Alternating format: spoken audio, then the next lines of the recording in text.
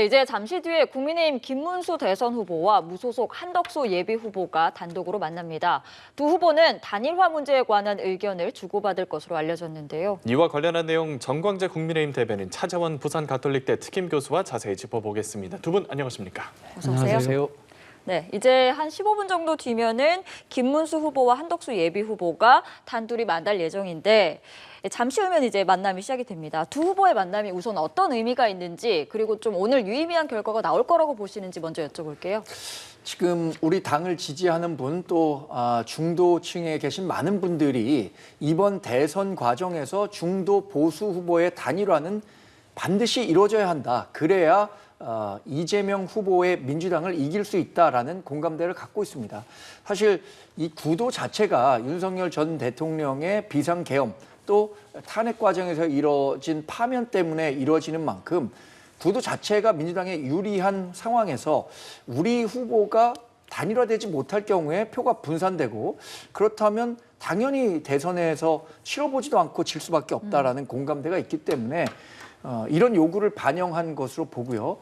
사실 김문수 후보는 경선 과정에서 단일화를 중요한 공약으로 내걸었습니다. 근데 그 과정이 조금 더 지연되는 듯한 모습을 보이니까 당 지도부 또 당원들로부터도 많은 비판을 받고 결국에는 오늘 1대1로 만나서 어떤 식으로든 단판 형식의 단일화를 이끌어내려고 하는 게 아닌가 보고요. 결론을 예측해 보라고 하셨는데 사실 굉장히 어려울 것 같습니다. 지금 뭐 정당의 후보로 선택된 지 얼마 안 되는 김문수 후보가 한덕수 후보에게 본인의 자리를 양보할 가능성도 적고 또 여론조사를 통한 단일화를 하기에는 11일까지 시간이 또 넉넉지 않다는 점을 고려한다면 지리한 대화가 오고 가지 않을까 예상해 볼 수밖에 없겠습니다. 네, 저희가 지금 현장 화면을 보여드리고 있는데요. 이 시각 서울 종로구 모처입니다. 김문수 국민의힘 대선 후보와 무소속 한덕수 예비 후보가 잠시 후 오후 6시부터 이 장소에서 만날 예정이고 저희가 계속 설명해드리고 있는 것처럼 단일화 문제와 관련한 의견을 주고받을 것이다. 두 사람이 단독으로 만나는 회동이고요. 지금 정광재 대변인께서는 오늘 좀 유의미한 결과가 나오기는 조금은 어렵지 않을까라고 예측을 하셨는데 같은 질문 차재원 교수께도 드려볼게요. 어떻게 예상하세요? 예, 뭐 결론부터 말씀드리면 오늘 생산적인 결과를 내기는 좀 힘들지 않을까라는 생각이 듭니다. 아마도 지금 11일까지 지금 상당히 시한에 촉박한 상황이기 때문에 오늘 두 사람의 만남은 좀 늦었다는 생각일 것이고요. 그럼에도 불구하고 그래도 의미가 있는 부분은 일단 단일화의 대상이 직접 당사자들이 직접 얼굴을 대면하고 속내를 확인하는 시간이라는 측면에서는 의미를 가질 수 있지만 문제는 이 지금 키를 쥐고 있는 사람이 아무래도 당에서 공식적인 후보로 선출된 김문수 후보잖아요. 그런데 김문수 후보의 지금까지 태도를 보면 오늘 갑자기 마음을 바꿔서 소위 결단식의 뭐 이렇게 이 용단을 내리기는 쉽지 않을 것 같다는 생각이 들어요. 무엇보다도 오늘 오후 6시에 그 해동을 제의하면서 내건 전제 조건이 있어요. 그 전제 조건 중에 하나가 전 당원을 상대로 한 단일화 찬반 여론조사를 하지 말라는 거였잖아요.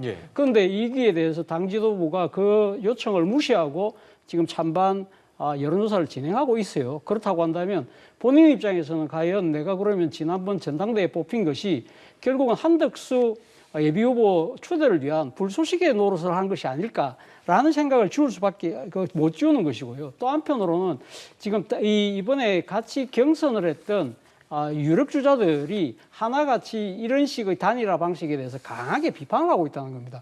오늘 대표적으로 홍준표 전 예비후보 같은 경우는 공식적인 입장을 내서 뭐라고 이야기를 했냐면 한마디로 이런 이야기를 한 것이죠. 한덕수 예비후보와의 이 국민의힘 경선이 끝나고 나서 이런 식의 단일화가 사실은 윤석열 전 대통령과 당을 지금 좌지우지하고 있는 친윤의 정치 공작인 것처럼 이야기를 하면서 김문수 후보가 이걸 받아들여서는 안 된다는 이야기를 했고요. 안철수 후보 같은 경우는 사실은 이런 식의 단일화가 상당히 문제가 있다. 그렇다고 한다면 지난번 경선을 왜 했느냐. 차라리 가위바위보로 뽑지라고 이야기할 정도로 상당히 비판적인 입장을 갖고 있기 때문에 이런 부분들에 대해서 많이 김문수 후보가 좀 고무될 수도 있고 특히 전 직원 200명이 넘는 분이 지금 이런 식의 단일화를 반대하는 지금 이 성명을 밝힌 것이고요. 그리고 또 하나는 김문수 후보 입장에서는 버티면 시간은 자기 편이라고 생각할 수밖에 없다는 거예요. 앞서 말씀드린 대로 11일까지 후보 등록인데 후보 등록을 그러니까 지금 이게 안 되면 결국은 지금 한덕수 예비 후보는 무소속으로 나가야 되는데 오늘 한덕수 예비 후보가 뭐라고 이야기했냐면 11일까지 단일화가 되지 않으면 안 나가겠다고 이야기했잖아요. 예. 그렇다고 한다면 김문수 후보 입장에서는 자신이 지금 공당에 선출된 정당한 법적 권리를 갖고 있는 후보이기 때문에 아무래도 이런 부분들에서 상당히 한덕수 예비 후보의 요청을 받아들이기보다는 자신의 법적 정당성을 이야기하면서 이렇게 이야기하겠죠. 본선에서 같이 원샷 경선을 통해서 하자. 그런 식으로 나올 가능성이 높기 때문에 사실은 오늘 생산적인 결과가 나오기가 힘들다는 전망을 할 수밖에 없습니다. 예, 교수님이 역시 하루 만에 용단 내리기에는 좀 어렵지 않겠나 좀 비슷한 전망을 주셨는데 어떤 내용이 오갈지는 잠시 후에 저희가 전해드리도록 하겠고요. 한덕수 예비 후보가 1시간 전쯤에 기자회견을 열고 단일화에 대한 입장을 밝혔습니다. 한 후보 기자회견 내용 그리고 이어서 오늘 오전에 김문수 후보 측의 입장까지 먼저 확인해 보고 이야기 이어가도록 하겠습니다. 저는 지금의 한국 정치를 정치라 부르고 싶지 않습니다. 한국 정치는 정치가 아니라 폭력, 그것도 아주 질이 나쁜 폭력입니다. 단일화 절차, 국민의힘이 알아서 정하시면 됩니다. 저는 아무런 조건 없이 응하겠습니다. 단일화가 이루어지지 않으면 저는 대선 본후보 등록을 하지 않겠습니다. 이미 단일화를 하겠다고 수차 공언을 했기 때문에 지금도 변함이 없습니다. 그럼에도 불구하고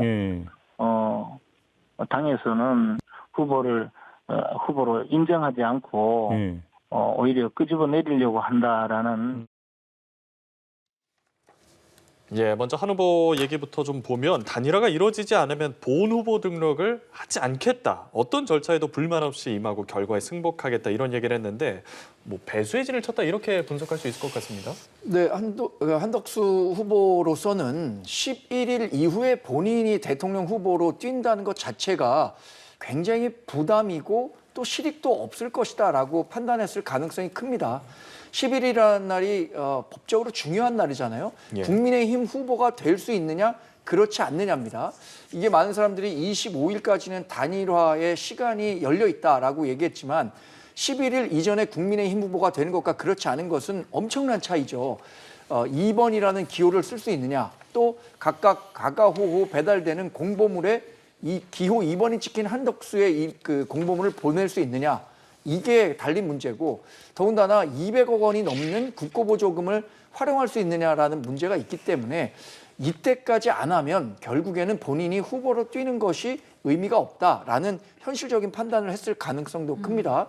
예. 근데 본인은 배수진을 치면서 전의를 다졌다고 하지만 협상의 입장에서 본다면 그것이 과연 좋은 전략이었느냐라고 판단하기는 어렵지 않을까라는 생각도 듭니다. 아까 차 교수님 말씀하신 것처럼 많은 정치 평론가 분들이 시간은 김문수 후보의 편일 가능성이 크다고 얘기하는데 이렇게 시간을 못 박음으로써 그때까지 그 김문수 후보가 버티면 자동적으로 김문수 후보로 단일화되는 거 아니냐라는 판단을 할 수도 있게 되거든요. 그래서 오늘 던진 이 카드가 김문수 후보와 단판을 짓기 위한 배수진이었다고 판단되지만 이것에 대해서 김문수 후보가 그러면 어떻게 그게 무서워서 그러면 11일까지 하겠다라고 할지는 개인적으로는 미지수라고 생각합니다. 알겠습니다. 한 후보가 김문수 후보와의 잠시 후에 진행될 회동 2시간 채 안 되는 시간 앞두고 좀 적극적으로 입장을 피력한 건데 어떤 의도였을까요? 아무래도 본인 입장에서는 어떤 식으로든 죽이 되든 밥이 되든 11일 후보 등록 전까지는 단일화가 돼야 된다는 그 필요성을 다시 한번 강조를 하면서요. 또 한편으로는 오늘 지금 그 오후 6시에 지금 단판을 벌이지 않습니까? 그런데 지금 한덕수 후보 같은 경우는 정치를 한 번도 해보신 분이 아니에요. 김문수 후보 같은 경우는 삼선 의원에다가 경기도의사 재선까지 지냈던 진짜 베테랑이잖아요. 그렇다고 한다면 이 단판에서 아무래도 자신이 밀릴 수밖에 없다고 한다면 외곽, 특히 이렇게 당 차원에서 내가 지금 11일까지 등록이 안 되면 나는 포기할 거야 라고 하면 당장 발등에 어디다 불이 떨어질까요? 그 불이 떨어진 발등은 제가 생각했을 때는 국민의힘 당 지도부하고 지금 이 단일화를 강력하게 밀고 있는 국민의힘 소속의 의원들이라는 거죠. 그리고 또 한편으로 지금 앞서 제가 말씀드렸습니다만 지금 당원들을 상대로 해서 지금 단일화 찬반 여론조사를 하고 있잖아요. 그렇다고 한다면 이 당원들 입장에서도 상당히 이 지금 단일화를 바라보고 있는 입장이라고 한다면 그분들이 이 지금 전화 설문에 응하는 데 있어서 아무래도 더 많은 단일화에 대한 필요성이 제기될 수밖에 없다. 예. 자신은 이것을 가지고 김문수 후보와의 담판에 하나의 정치적 무기로 사용하겠다는 그런 전략도 지금 내포되어 있고요. 또 하나 이거 주목되는 측면은 어제 간훈 토론회에서 한덕수 후보에 대해서 질문이 나왔잖아요. 만약에 무소속으로 등록될 것 같으면 어떻게 할 거냐 하니까 즉답을 피하면서 무조건 나는 단일화가 된다고 생각한다면서 상당한 낙관론을 보였는데 네. 지금 돌아가는 모양새를 보면 그렇지 않으니까 이 하룻밤 사이에 상당한 위기감을 느낀 것이 아닐까. 그래서 정말 무소속으로 진짜 본인이 등록할 경우에 정말 여러 가지 정치적 상황이 어려울 수밖에 없잖아요. 예. 그런 측면을 미리 지금 그 공개를 함으로써 오히려 이런 것을 나는 언제든지 간둘 수 있는 사람이야라는 것 자체가 김문수 후보에 대한 압박으로 작용할 것이라는 내심 계산을 했을 것 같습니다. 그런데 그것이 먹힐지 안 먹힐지는 예. 좀 지켜봐야 될 것입니다만. 예, 잠시 후에 지금 회동이 시작이 되니까 저희가 결과를 계속해서 전해드릴 거고요. 지금 저희가 현장 화면을 보여드리고 있는데 김문수 국민의힘 후보 그리고 한덕수 예비 후보가 잠시 후 약 2분에서 3분 정도 뒤에 종로구 모처에서 서울 모처에서 만날 예정인데 아직 두 후보 중에 한 명이 도착했다라는 소식은 들려오지 않고 있는 상황이고요. 저희가 한덕수 예비 후보 입장이 나와서 그 부분에 대한 이야기를 해봤는데 그렇다면 지금 김문수 후보는 어제 이후로 별다른 일정은 없는 상황인데 지금 어떤 구상을 하고 있을 거라고 보십니까? 일단 김문수 후보는 집거 중이라는 게 맞는 것 같습니다. 어제서부터 당 대선 후보로서의 일정을 전면 취소하고 어제 자택에 들어온 것 같지도 않습니다. 왜냐하면 지도부에서 자택에 가서 좀 만나자는 뜻을 전했음에도 불구하고 만남이 불발됐거든요. 그렇게 생각한다면 김문수 후보로서는 본인이 생각하고 있는 것은 여하튼 시간이 본인 편이라고 생각할 가능성이 큰 거죠. 그래서 오늘 이루어지는 저녁에서의 어떤 담판이 좋은 결과로 이어질 수 있을까? 이것은 저는 국민의힘 당 대변인으로서 당연히 희망하고 간절히 원하는 바입니다. 지금 권성동 원내대표도 간절하게 좋은 결과가 있기를 바란다라는 말씀을 했지만 예. 그것이 지금 당 지도부와 후보 간의 약간의 갈등 양상으로 예. 비춰지고 있잖아요. 여기서 접점을 찾지 못한 상태에서 한덕수 후보가 오히려 국민의힘의 경선 모든 전권을 일임하겠다라고 얘기한 것도 김문수 후보로서는 협상의 카운터파트는 본인인데 왜 그것을 국민의힘 지도부에 일임하느냐라는 쪽으로 판단해서 상당히 감정적으로 격앙돼 있을 가능성도 크다고 보여지기 때문에 한 1시간 반, 2시간 정도 두 사람의 만남이 진행될 것으로 예상이 되는데 예. 유의미한 성과를 간절히 바랍니다만 현실적으로는 그것이 쉽게 나오기는 어려운 상황이다라고 봐야겠죠. 네, 김문수 후보가 앞서 이제 한덕수 무소속 후보를 오늘 만나기에 앞서서 경선에서 경쟁했었던 나경원 의원, 안철수 의원을 만나서 단일화 문제를 좀 논의를 하기도 했고요. 여러 가지 조언도 구하는 모습인데 김문수 후보 지금 어떤 생각하고 있을 거라고 김문수 보시나요? 후보 입장에서도 일종의 뭐랄까요, 여론전을 지금 벌이고 있는 것이죠. 어제 나타난 양상을 본다고 한다면 의원총회에서 일방적으로 지금 단일화에 대한 압력이 상당히 지금 증가하고 있는 상황이잖아요. 그렇다고 한다면 당내에 그러니까 지금 이 현직 의원들 잠시만요.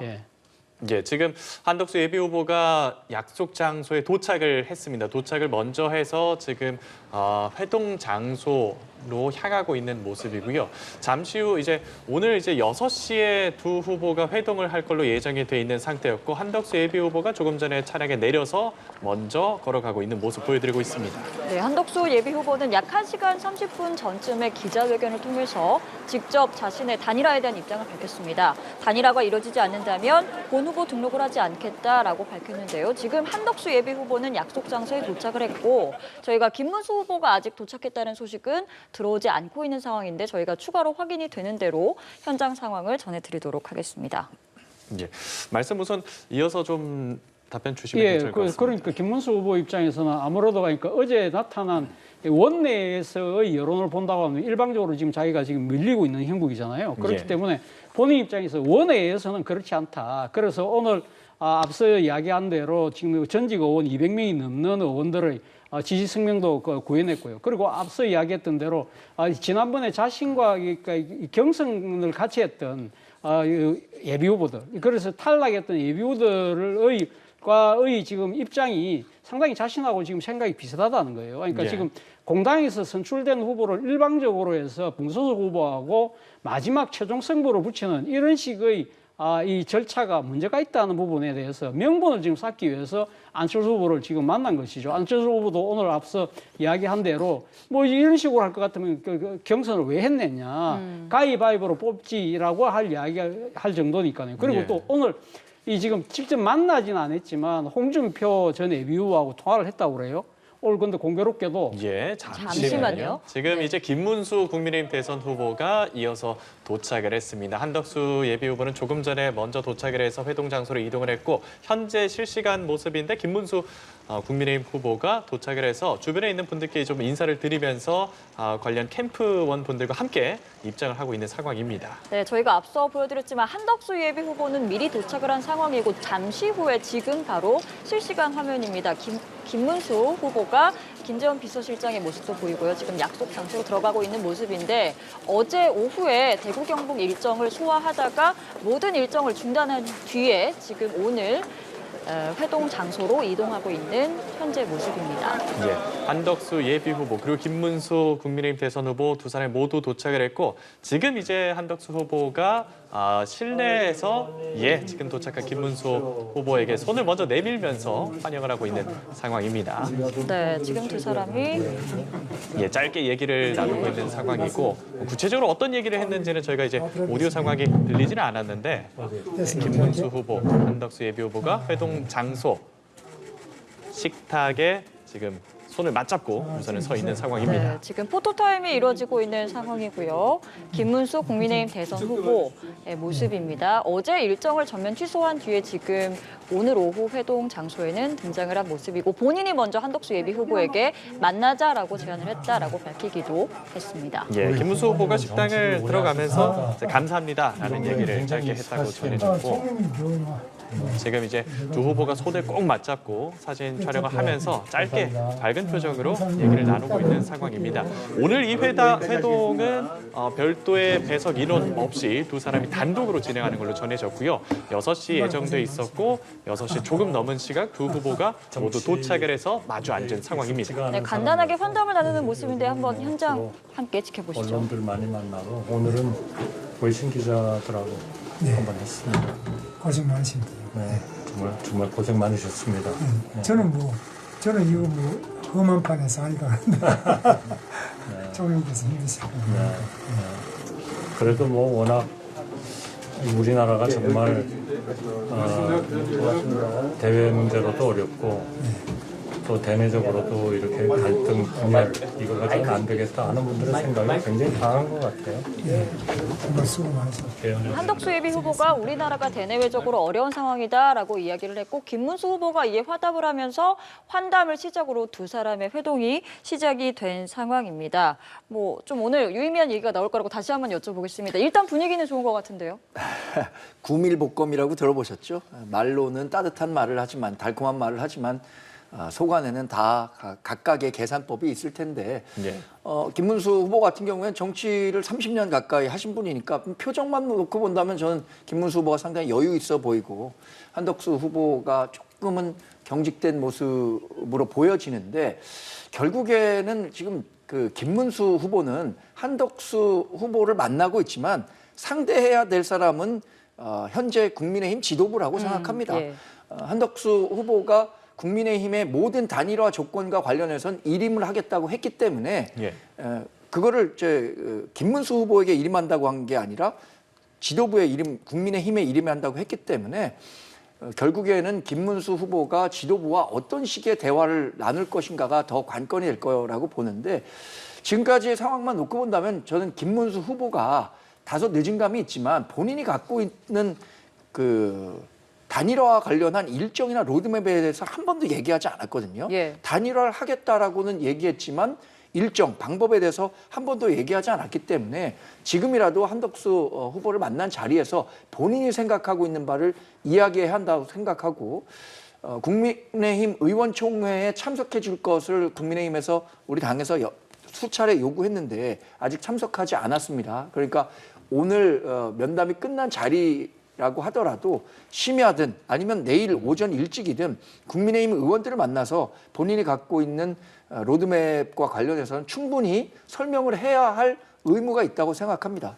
예, 지금 김문수 후보와 한덕수 예비 후보의 비공개 회동이 시작이 됐고요. 저희가 계속해서 화면을 보여드리고 있는 것처럼 두 사람의 단일화 관련한 회동이 시작됐다라는 소식이 들어왔습니다. 그런데 이 김문수 후보가 사실 경선 전에는 굉장히 적극적인 모습을 보였는데 경선 이후 선출된 이후에는 조금 다른 모습을 보이고 있거든요. 이 부분에는 약간 어떤 정치적인 계산이 깔렸다고 보고 계시나요? 당 지도부도 이렇게 김문수 후보가 경선에서는 적극적으로 나서겠다고 해놓고 지금처럼 소극적인 모습을 보일 것이라고 이 정도일 거라고는 예상하지 못했을 가능성이 큽니다. 예. 아마 김문수 후보를 찍었던 당원과 민심 표심도 이 정도 상황까지는 예상 못했을 텐데 그런데 많은 정치 전문가들은 이런 상황이 충분히 예견돼 있었다라고 봤을 거예요.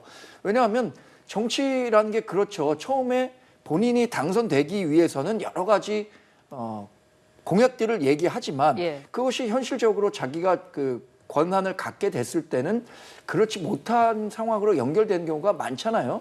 김문수 후보도 본인이 그 우리 당의 후보로 되기까지는 반드시 한덕수 후보와의 단일화를 강조한 것이 좋겠다라고 전략적으로 내놓았고 그것이 유효했기 때문에 후보가 될 수 있었을 겁니다.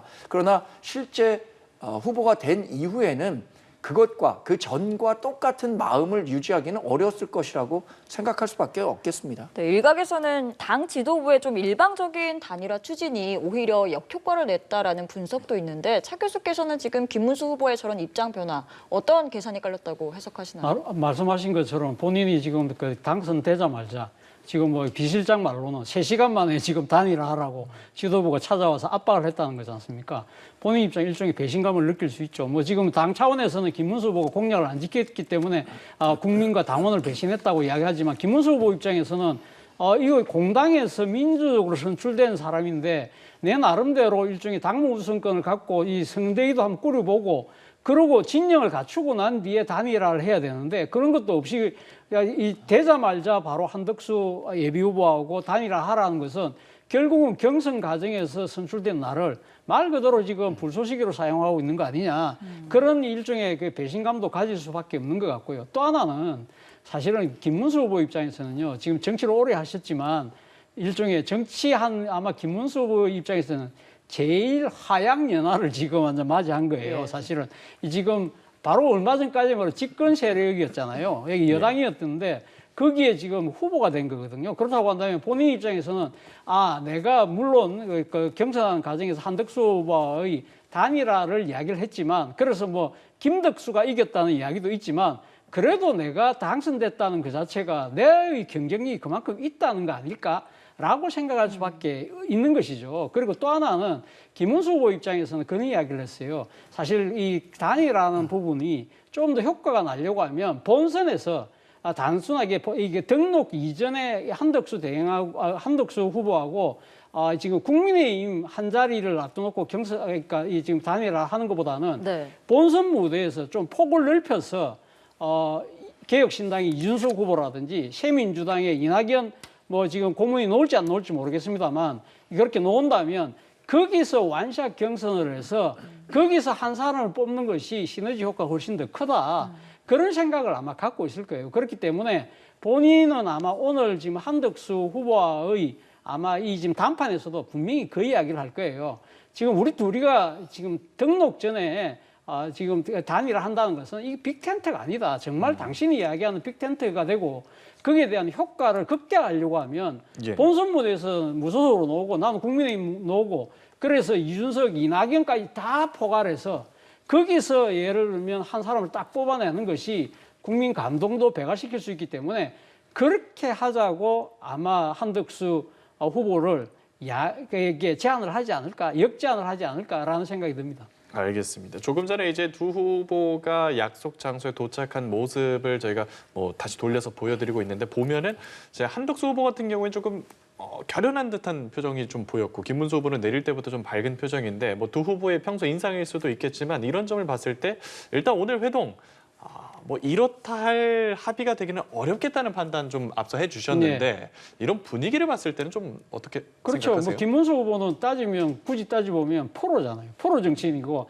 한덕수 후보는 말 그대로 아마추어거든요. 예. 그러니까 지금 이 중요한 이 지금 승부에 임하는 그 자세 자체에서도 약간 드러나는 외양도 다른 것이고 또 하나는 앞서도 제가 이야기했습니다만 김문수 후보 입장에서는 급히 서둘 이유가 하나도 없는 거예요. 본인은 지금 공당의 후보가 돼 있는 것이고 설사 지금 당원 여론조사를 통해서 단일화의 찬성률이 높다고 해서 예를 들면 김문수 후보를 그러니까 지금 교체시키려고 하는 그러한 움직임을 뭐 당에서 준비한다는 시나리오가 있는데요. 예. 그런 것 자체가 사실은 거의 불가능하거든요. 그래서 지금 김문수 후보를 지지하는 이 지금 그 인사들은 벌써 국민의힘은 전당대회를 중단시켜달라는 법원에 가처분 신청까지 내놨어요. 그렇다고 한다면 김문수 후보는 후보가 교체될 일은 없다. 나름대로 판단하는 거예요. 그렇기 때문에 거기다가 지금 한덕수 후보가 무소속 출마하지 않겠다고 이야기를 했잖아요. 예. 그렇다고 한다면 오늘 담판에서 나는 분명히 이야기하는데 이번에 이게 후보 등록 전에 나는 단일할 생각이 없고 본선에서 하자. 그 이야기를 분명히 전달하고 예. 그렇게 하면 자기 입장에서 그러면 그 다음부터 공은 한덕수 후보에게 넘겼으니까 한덕수 후보가 판단할 문제다는 식으로 아마 그런 마음을 갖고 나왔기 때문에 나름대로 홀가분할 것이고 한덕수 후보 입장에서는 이번 단판이 성공을 못하면 이제 본인이 이번에 출사표를 던지자 말자 거둬들여야 되는 그런 상황이잖아요. 사실 한덕수 후보 입장에서는 절체절명의 지금 순간이기 때문에 아무래도 마음의 각오가 서로가 더 차이가 나는 것이죠. 알겠습니다. 구체적으로 나올 만한 얘기들까지 좀 짚어주셨는데 대변인님 의견에는 어떤 얘기들 좀 구체적으로 오갈 거라 보십니까? 저는 아무리 생각해도 김문수 후보 입장에서는 예. 본인이 협상의 주도권을 갖고 있다라는 확신이 있을 겁니다.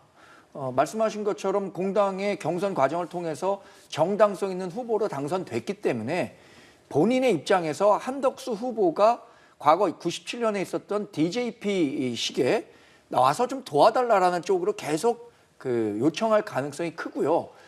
그 외의 방법으로는 25일까지 최대한 시간을 끌어서 하겠다는 걸 텐데 지금 한덕수 후보 같은 경우에는 벌써 11일 이후에 단일화라면 본인은 대선 후보에 등록하지 않겠다라는 본인의 패를 보였기 때문에 저는 그런 측면에서 본다면 오늘 오후 4시에 있었던 한덕수 후보의 기자회견 내용이 본인이 오늘 전역을 하는 과정에서는 상당한 부담이 될 수도 있겠다라는 생각이 들고요. 예.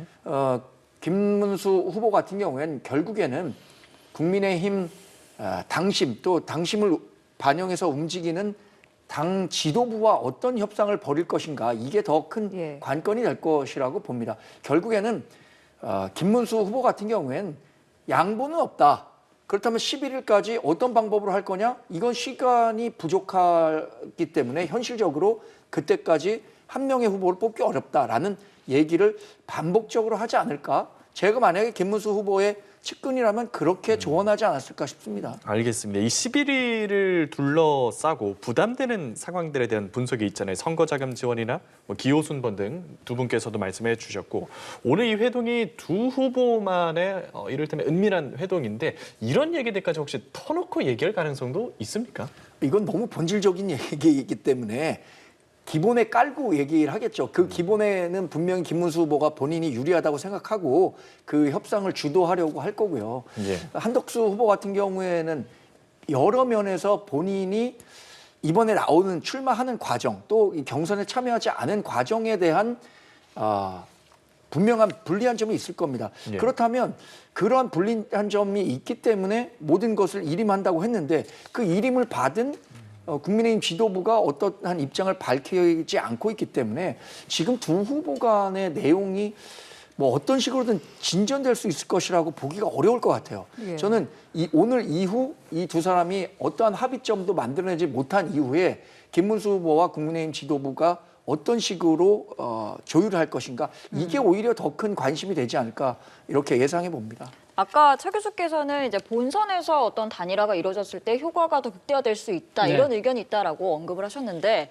단일화의 지금 시기가 어쨌든 쟁점인 것 같습니다. 사실 한덕수 예비 후보는 조금 전에 기자회견을 통해서 사실상 이번 주까지는 이루어져야 한다라고 입장을 밝힌 셈이 됐고 김문수 후보 측에서는 조금 더 여유 있게 시간을 갖고 그 25일까지는 조금 시간을 두고 있는 것으로 전해지고 있는 상황인데 뭐 어떤 식으로 어떤 시점에 단일화가 이루어질 때 좀 효과가 있을 거라고 보시는지 이 부분에 대한 네. 당 안팎의 근데 의견도 원론적으로는 당연히 11일까지 단일화가 이루어져서 둘 중에 한 명이 국민의힘 후보로 확정되는 것이 가장 시너지를 낼 수 있겠죠. 그것이 김문수 후보가 되든 한덕수 후보가 되든. 특히나 한덕수 후보 입장에서 본다면 11일까지 하지 않는 것과 하는 것은 엄청나게 큰 차이가 있다고 볼 겁니다. 그렇기 때문에 지금 뭐 11일까지 안 하면 본인은 대선 후보로 등록하지 않겠다라는 배수진까지 네. 친 상황인데 예. 이 부분에 대해서 당심은 분명히 11일까지 했으면 좋겠다라고 강하게 압박할 겁니다. 그런데 오늘 7일 오후잖아요. 그러면 8, 9, 10, 이 3일 남은 거예요. 11일 등록까지는. 이 기간 동안에 어떤 식으로 단일화를 이뤄낼 것이냐. 적어도 뭐 여론조사 방식이든 뭐 당심을 반영한 여론조사 방식이든 물리적인 시간이 이틀은 필요할 텐데 예. 이것을 근거로 그 김문수 후보는 그러지 말고 25일까지 각자 뛰다가 각각의 영역을 확보하면 그 영역을 확보한 게 합쳐지는 게 더 시너지가 있지 않겠느냐는 식으로 이 협상을 피해 가려고 하겠죠. 만약에 오늘 지금 회동에서 어떤 시점에 대한 합의가 이루어지지 않는다면 실제로 한덕수 예비 후보가 조금 전에 직접 밝힌 것처럼 본선에 이제 등록을 안 하겠다는 그 말을 지킬 거라고 예상을 하시나요? 뭐 지키고 안 지키고를 떠나서 현실적으로 어려울 거라는 점 봅니다. 사실은 그러니까 지금 한덕수 후보가 한 번도 정치를 하신 분이 아니잖아요. 선거에 한 번도 출마하지 않은 분이고 그런데 지금 사실 다른 선거도 아니고 대통령 선거예요. 대통령 선거라고 하면요. 지금 그 공탁금부터가 상당히 높습니다. 예. 거기다가 사실은 지금 그러니까 이 무소속으로 대통령 후보에 그러니까 지금 등록을 하려고 하면요. 전국 5개 광역시도에서요. 500명씩 전 2,500명의 또 그러니까 서명을 받아야 돼요. 그런 뭐 여러 가지 하니까 불리한 부분도 있는 것이고 가장 큰 거는 아무래도 돈이죠. 재정적인 문제인데 네. 일단 후보로 등록해서 무소속으로 등록한 경우 물론 뭐 후원회도 열 수 있고 후원금도 거둘 수 있습니다만 그 어마어마하게 들어가는 돈에 자신의 사비가 분명히 출연될 수밖에 없는 상황이고 어제 간훈 토론회에서 본인의 이야기가 진실이라고 한다면 아내가 부인이 강하게 반대를 하고 있다고 그러잖아요.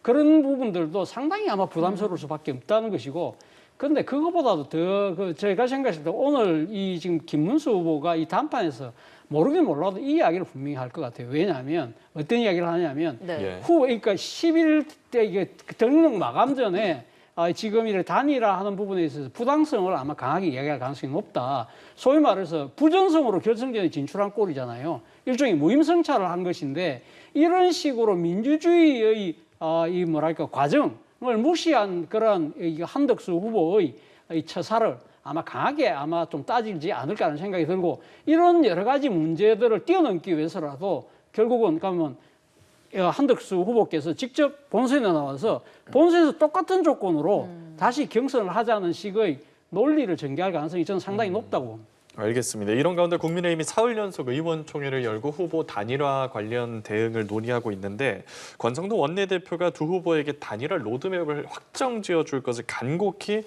엎드려 부탁드린다고 얘기를 했습니다. 당 지도부의 입장은 우선은 변화가 없는 걸까요? 당 지도부는 어떤 식으로든 11일까지 단일화가 이루어지기를 희망하고 있는 겁니다. 근데 그러한 그 당 지도부와 당심의 김문수 후보가 반응할 것이냐 하지 않을 것이냐의 문제라고 봅니다. 결국에는. 근데 김문수 후보로서는 전투에서 이길 것이냐 전쟁에서 이길 것이냐를 판단한다면 당연히 우리 그 당을 대표하는 후보기 때문에 전쟁에서 이겨야 할 겁니다. 근데 지금 당장 한덕수 후보와의 협상 여기서만 이긴다고 생각한다면 분명히 11일까지는 분명 불가능하다라는 논리로 가져갈 거고요. 그게 그러면 당심을 절대적으로 반영한 거냐 그렇지 않다고 판단할 가능성이 크기 때문에 어떤 식으로든 오늘 11일까지 한다는 메시지가 나왔으면 하는 것이 당과 우리 당심이라고 볼 수 있겠죠. 예, 알겠습니다. 네, 김재원 비서실장은 두 사람의 회동이 시작하기도 전에 당에서 김문수 후보를 끌어내리려고 하고 있다라고 주장을 했는데요. 조금 전 입장 발표 좀 어떻게 들으셨나요? 글쎄 지금까지는 김재원 비서실장의 일방적 얘기입니다. 본인은 확인을 했다고 하지만 아직 지도부 입장이 밝혀진 것은 없고요. 예. 저는 지도부가 이런 의혹을 사고 있다면 당연히 지도부가 갖고 있는 일정과 관련해서는 국민들께 소상히 설명을 해야 할 거라고 생각합니다. 물론 김재원 비서실장은 여러 경로를 통해서 확인했는지 모르겠습니다만 정말로 황우여 위원장을 비롯해서 선관위가 아직 해체되지 않았기 때문에 내일 토론을 하고 모레 글피 이틀에 걸쳐서 여론조사 또 마지막 날 대선 후보를 새로 뽑겠다라고 하는 것에 대해서는 추가적인 확인이 필요하다고 생각합니다. 그런데 이렇게 된 경우라면 김문수 후보가 지금 오면서 다 이런 보고를 받았다는 거잖아요. 네. 김문수 후보 측으로서는 받아들이기 어려운 이야기일 거라고 생각할 가능성이 크기 때문에 지금 네. 한덕수 후보를 만나서도 이렇다 할 뭐 입장 변화를 낼 가능성이 적다고 보여져서 저는 뭐 국민의힘의 지금 당직자를 맡고 있는 한 사람으로서 대단히 지금 우리 당이 위기에 가고 있다. 이 위기를 어떻게 극복할 것인가. 이거 정말로 후보 또 지금 비대위 한덕수 후보 이렇게 세 명이 복잡한 방정식을 정말 잘 풀어야 하는 시점이라는 생각이 듭니다. 알겠습니다. 그러니까 지금 김문수 국민의힘 후보와 한덕수 예비 후보의 회동이 진행 중인 가운데 김문수 후보 측에서 이런 입장을 발표를 했고 김 후보 측과 당 지도부의 갈등이 조금은 심각한 상황인 것 같다 이렇게 판단이 되거든요. 네, 어떻게 이 보시죠? 말대로 한다면 뭐 갈등을 이제 봉합 수준은 완전 넘었다는 생각이 들고요. 뭐 지금 당 지도부의 이런 이런 식의 절차를 밟고 있다는 이야기는 소위 말하는 플랜 B를 지금 본격적으로 지금 추진하겠다는 겁니다.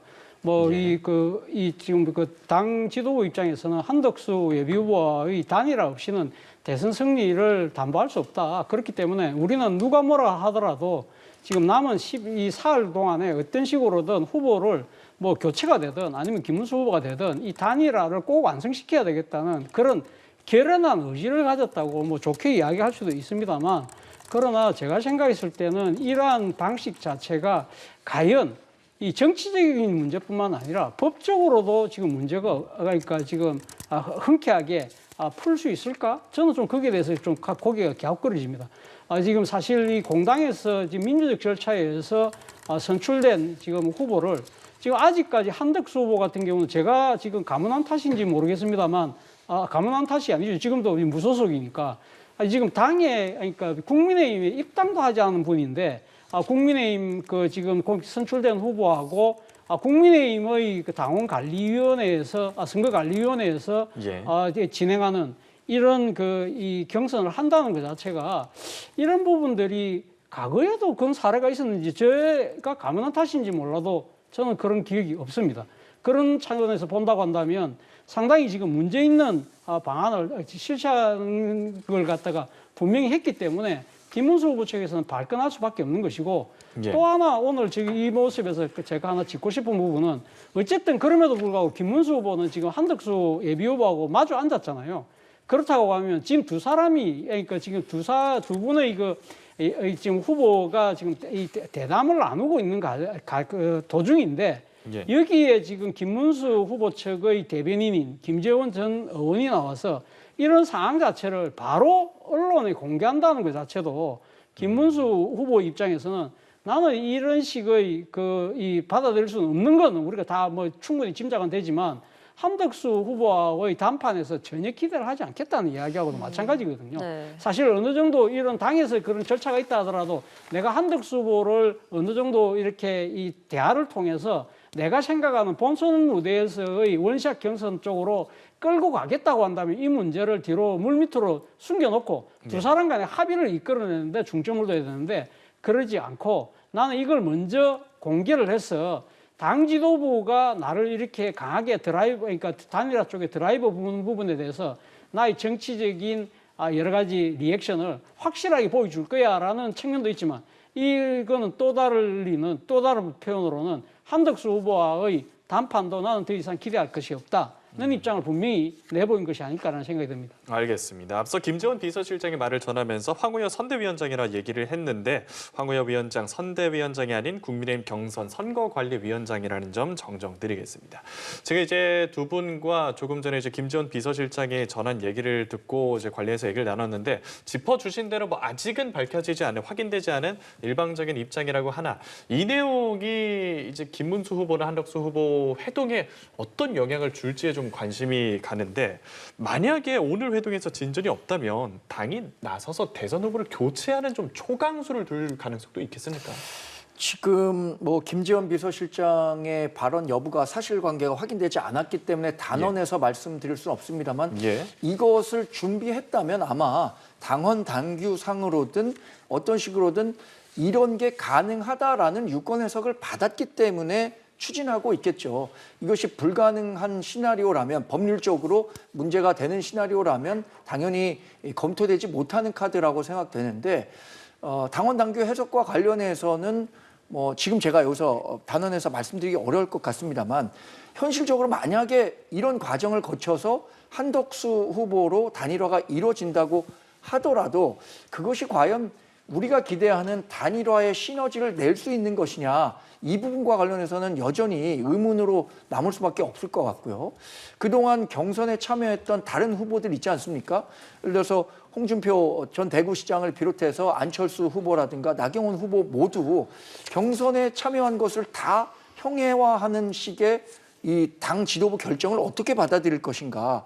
이렇다면 단일화를 하는 목적 자체가 사라지게 되는데 과연 이것이 현실적으로 옳은 방법인가라고 의문을 제기하는 당내 인사들도 꽤 많을 것 같아서 이런 식으로 진행될 수 있을까? 현실화 가능성도 저는 좀 낮게 봐야 하는 거 아닌가 싶습니다. 예, 알겠습니다. 국민의힘 대선 준비 과정에서의 얘기 저희가 지금 나눴는데 이번에는 이제 더불어민주당 얘기를 좀 이어가도록 하겠습니다. 이재명 대선 후보 파기환송심 공판 연기 소식이 전해졌고 이 후보가 헌법 정신에 따른 합당한 결정이라면서 환영한다는 입장을 내놨는데 우선은 이재명 후보의 얘기 듣고 질문 이어가도록 하겠습니다. 지금은 국민 주권을 실현하는 시기입니다. 대한민국은 민주공화국이고 모든 권력은 국민으로부터 나옵니다. 국민이 현실적으로 주권을 행사하는 중요한 시기이기 때문에 국민들의 주권 행사에 방해가 되지 않도록 하는 것이 매우 중요합니다. 법원이 이 헌법 정신에 따라서 당연히 해야 될 합당한 결정을 했다고 생각합니다. 예, 우선은 이재명 후보의 입장 들어보셨고 이런 와중에 이재명 대선 후보의 공직선거법 위반 혐의 사건 파기환송심 맡은 재판부가 10월 예정됐던 첫 공판을 대선 이후인 오는 6월 18일로 연기를 했습니다. 기일 변경 요청을 수용한 건데 배경을 뭐라 보십니까? 아무래도 헌법의 정신과 선거법의 취지를 존중한 결과가 아닐까라는 생각이 듭니다. 헌법 116조 제1항은 모든 그 선거 후보의 균등한 그 기회 보장을 그 지금 내용으로 하고 있거든요. 그렇다고 한다면 지금 야당의 제1야당의 지금 그 유력한 후보인 그 이재명 후보가 지금 뭐 여러 가지 재판에 지금 계류 중이긴 합니다만 서둘러서 재판을 할 경우에는 이 유권자들의 선택이 제한될 수 있다는 그런 측면을 분명히 고려를 한 것 같고요. 그리고 선거법 제11조도 보면요. 후보자 신분 조항이라는 게 있습니다. 그러니까 지금 7년 이상의 중범죄를 제외하고 현행범이 아닌 경우에는 이 지금 구속과 이 지금 기소를 못하도록 돼 있거든요. 그리고 또 심지어는 병력까지 유예할 수 있도록 하는 것이 선거법의 취지라는 겁니다. 그렇다고 한다면 12일부터 공식 선거운동이 시작되잖아요. 근데 14일 날 첫 번째 기일을 잡았다는 것 자체가 상당히 문제가 있다는 지적이 잇따랐고 그리고 무엇보다도 이 지금 서울고등법원의 이 재항소심이 결국은 지금 대법원의 무죄 그러니까 지금 이 파기환송에 따른 것이기 때문에 이 지금 대법원의 이번 결정 자체가 이례적으로 속전속결이었다.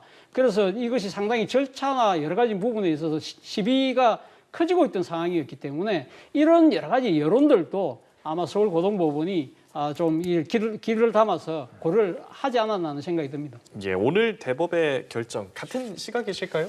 재판부 결정이 상당히 이해할 수 없는 부분이 많습니다만 재판부 결정에 대해서 왈가왈부하는 것은 공당의 올바른 태도는 아니라고 생각합니다.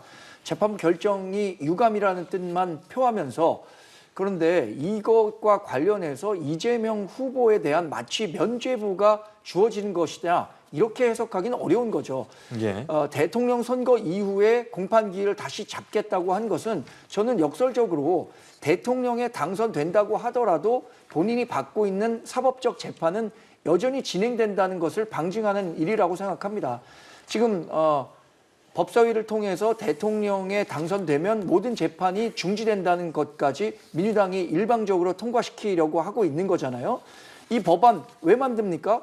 헌법 84조가 규정하고 있는 불소추 특권에서 이런 것들을 명확하게 규정하고 있지 않기 때문에 본인에게 유리하게 만들고 있는 것인데 반대로 재판부는 당선된다고 하더라도 재판 제대로 받아라라는 메시지를 내포하고 있다고 생각하기 때문에 저는 이제 뭐 국민 유권자의 시간이라고 말씀하시지만 명확합니다. 이 이재명 후보가 대통령에 당선이 되면 우리나라는 1년에 2번이나 대통령 재보궐선거를 하게 되는 길로 가게 된다. 이 점을 염두에 두고 유권자 여러분들이 판단을 해야 하는 시점이라고 생각합니다. 알겠습니다. 두 분이 약간 다른 해석을 보이고 계신 것 같은데요. 이재명 후보 공직선거법 위반 혐의 사건 파기환송심도 미뤄졌고 대장동 개발비리 혐의 사건도 재판 기일이 미뤄졌습니다. 앞서 민주당이 조희대 대법원장을 비롯해서 사법부를 겨냥해서 계속해서 비판의 메시지를 내왔습니다. 정치에 관여하는 것이다, 대선에 개입하는 것이다 라고까지 주장을 했는데 좀 이런 민주당의 주장을 어느 정도 의식한 결정이다 이렇게 해석을 할 수도 있을까요? 아무래도 뭐 그런 측면도 분명히 있겠죠. 아까 제가 여론을 아마 귀담아 들었을 거라는 이야기를 했는데요. 지금 지난 5월 1일 날 나왔던 대법원의 이재명 후보에 대한 선거법 지금 파기 환송 자체는요. 사실 이 결정이 너무 이례적으로 신속하게 진행되었다. 그리고 특히 이 전원 합의심에 넘어간 지 9일 만에 최종적인 결론이 나왔고 심리도 그러니까 당일날 한 번 하고 그 다음 날 이틀 뒤에 2번 해서 결정을 내렸다는 것이죠. 그래서 여기에 대해서 비판적인 시각을 갖고 있는 분들은 거의 지금 공판 기록만 6만 페이지가 넘는데 그 많은 방대한 기록을 전원 합의심에서 넘어간 지 이틀 만에 그러니까 결국 지금 9일 만에 결론을 내렸다는 것 자체가 상당히 일종의 뭐랄까요. 그러니까 재판을 상당히 특정한 목적을 갖고 서두르는 것이 아니냐는 그런 비판을 하고 있는 것이고 특히 이번에 그러니까 이 파기환송의 선고 내용도 사실은 지난 2020년에 대법원이 만들었던 허위사실 공표에 대한 표현의 자를 폭넓게 규정했던 그 판례를 뒤집었는데 그 판례를 뒤집는 분에 있어서도 상당히 나름대로 정치한 논리가 있다기보다도 그리고 또 이 12명의 대법관들 사이에 충분한 토론이 이루어지지 못했다는 것이 지금 여기에 대해서 반대했던 2명의 대법관의 의견이거든요. 이런 부분들이 국민을 납득하지 못했다. 그런 여론이 지금 상당히 끌었거든요. 그러다 보니까 서울고등법원의 입장에서도 물론 대법원에서 파기환송되어 갔기 때문에 빨리 서둘러서 공판 기일을 잡은 측면이 분명히 있지만 이런 국민적인 의구심이 커지는 상황이니까 아마 이 서울고등법원의 재항소심 재판부도 상당한 아마 좀 압력을 느꼈지 않았을까. 그래서 이런 식의 서두른 재판보다는 나름대로 그러니까 지금 국민의 그러니까 주권자들의 선택을 보고 난 뒤에 모든 과정이 끝나고 난 뒤에 하는 것이 순리라고 아마 판단했을 것 같습니다. 네, 그러니까 대법원 그리고 고등법원이 조금은 너무 신속하게 재판 일정을 진행한 것이 아닌가 그에 따른 결과다라고 해석을 하시는 것 같아요.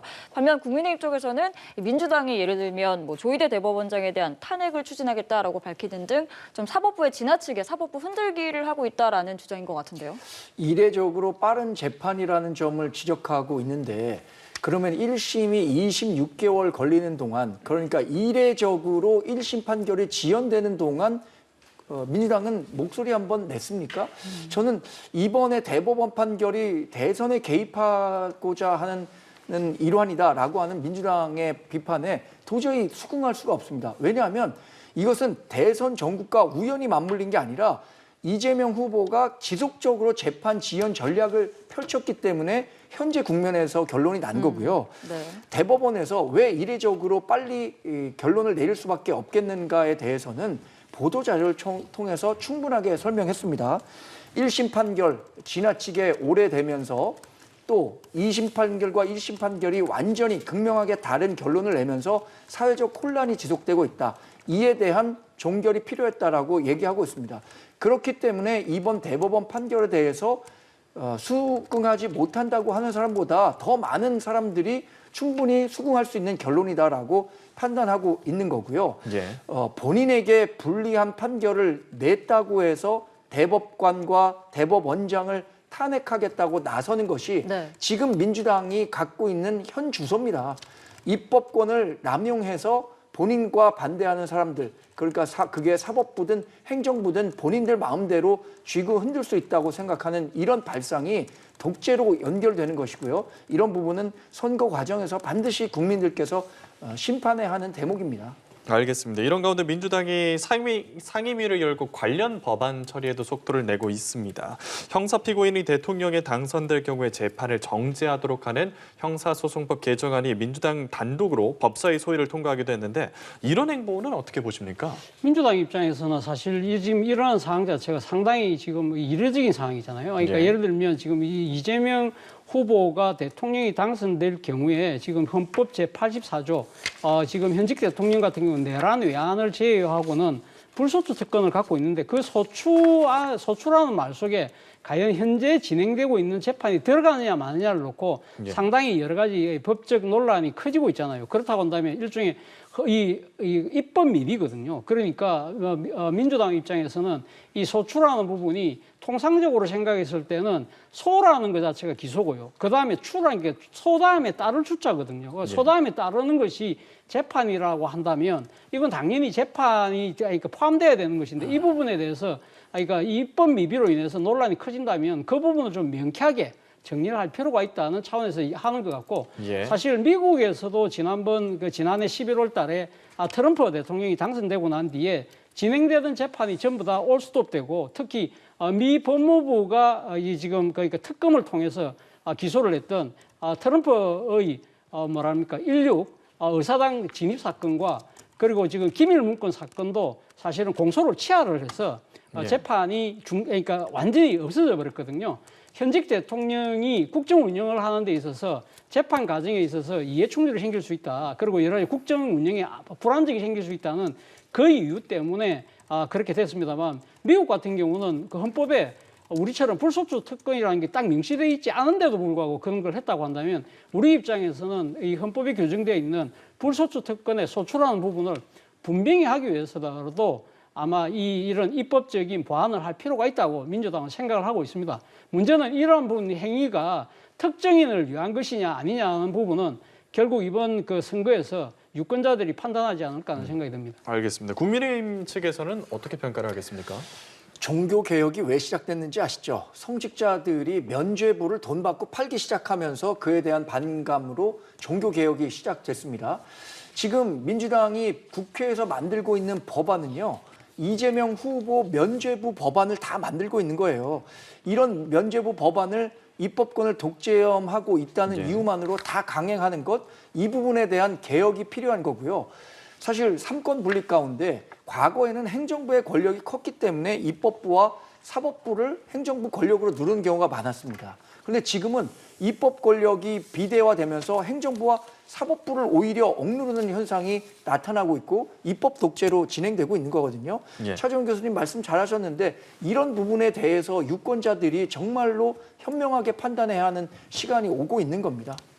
알겠습니다. 더불어민주당 이재명 대선 후보의 재판 관련 상황까지 두 분과 이야기 나눠봤습니다. 정광재 국민의힘 대변인 그리고 차재원 부산 가톨릭대 특임 교수 두 분 말씀 감사합니다.